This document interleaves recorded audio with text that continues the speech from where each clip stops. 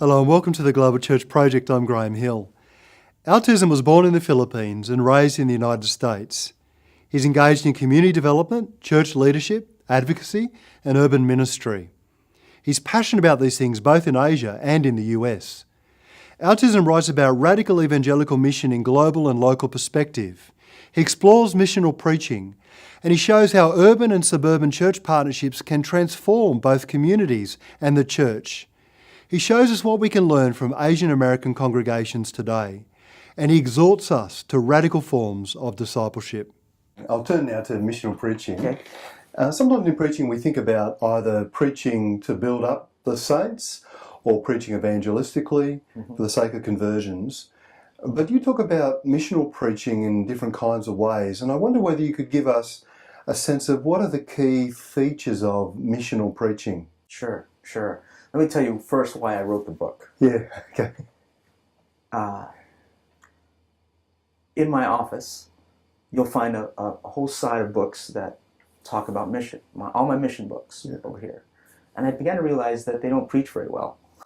On the other side of my office, I have all my pastoral ministry books.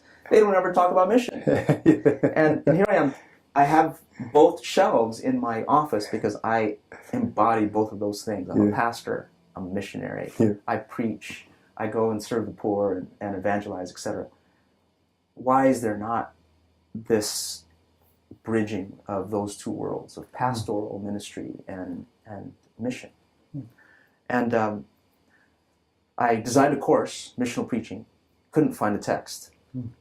And I complained for a year, Lord, where's the text? And I heard back, write it. Write the book that bridges those two worlds.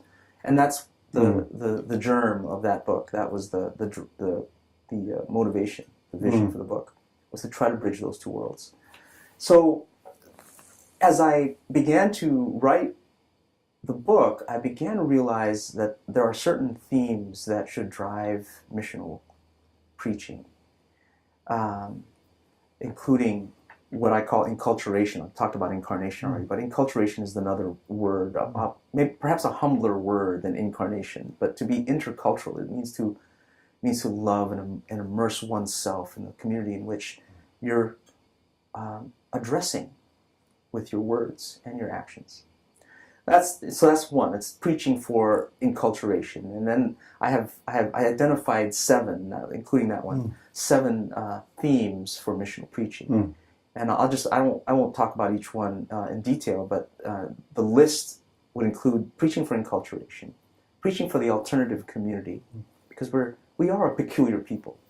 If we're following Jesus, whom the world crucified, then we're peculiar. We're going to be a peculiar people who will also be persecuted and maybe not crucified, but we will surely be persecuted in one form or another.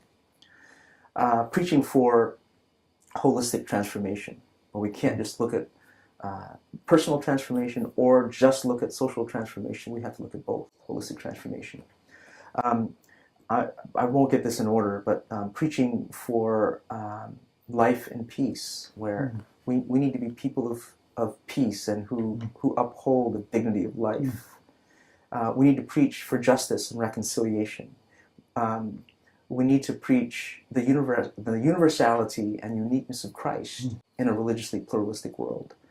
Those are just some themes that emerge as one preaches Sunday in and Sunday out to the same group of people who come to church, whether they know it or not, to become disciples of Jesus. And so missional preaching really is the way in which the pastor, the preacher of a church can disciple those who congregate on a weekly basis. And it sounds like it must really shape the life of the preacher as well. No doubt. It seems to me to be impossible to preach in that way and to kind of lock yourself away in a room and think about abstract concepts without an immersion in mission and in community and in neighbourhoods. No doubt. You have to be active and engaged as everyone. You have to model that, exemplify what you're preaching. That's Christianity 101, isn't it? That's right. Practice what you preach. Now, there's a lot of criticism about the church, and it's easy, I think, to throw stones at the church. But you talk about the mission of God needing the church and the church needing the mission of God. Can you describe something of your thoughts in that area? Yeah, sure. I believe that the church gets renewed when it is re-energized by God's mission. So the church needs God's mission. But the church also exists to live out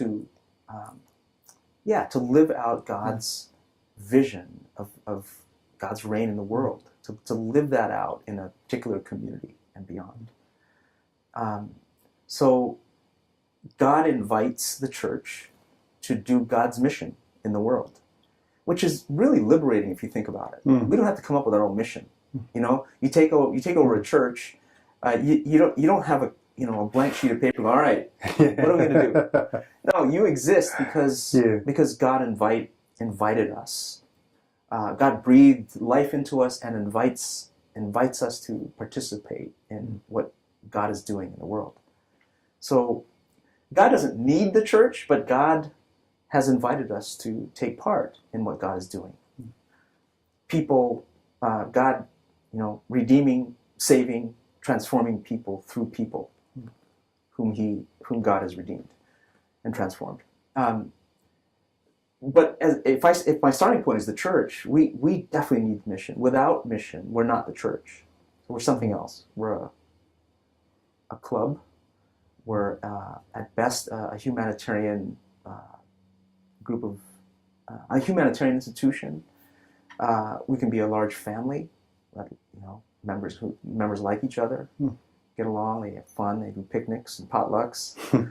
But we're not the Church of Jesus Christ until we are engaged in God's mission in the world. And so the church, in order to be the church, needs to be engaged in mission. It's not optional.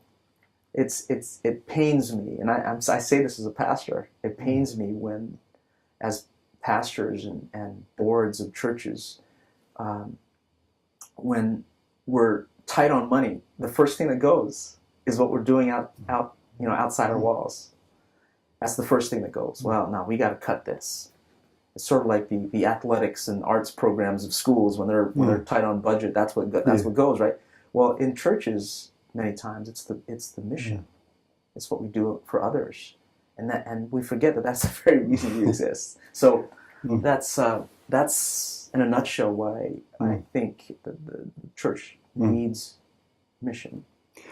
Tizon, thank you for joining us at the Global Church Project. Thank you for having me. You've just watched an abridged version of this interview.